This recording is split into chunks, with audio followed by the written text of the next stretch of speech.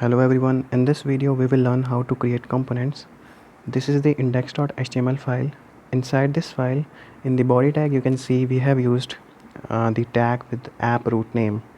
So where does this name come from? So go to app component. Inside the ts file we will see in the @component decorator we will see selector app root. So in the index.html file we have used the same name that was given as a selector in the app component TypeScript file. That means whenever we want to use component we will just simply put the selector inside the element tags. So now how to create component, just write ng generate component and we can give it any name.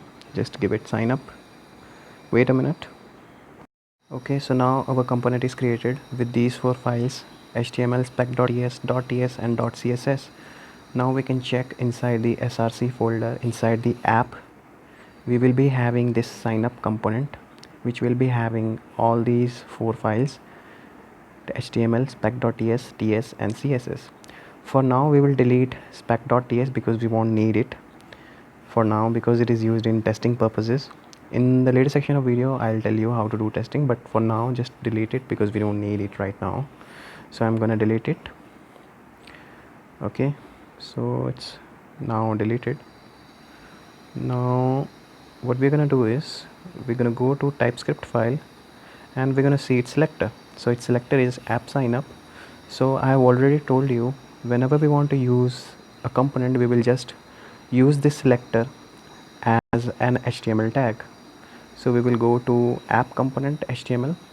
Okay, just erase everything and we can simply use HTML tag with that selector name. So just write app sign up and you can now just save everything and compile by running ngserve open. So it'll take some time, wait for a minute.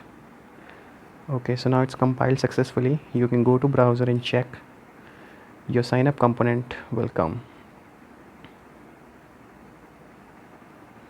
Okay, so sign up component is working. So in this way you can create component and use it. Thanks for watching video.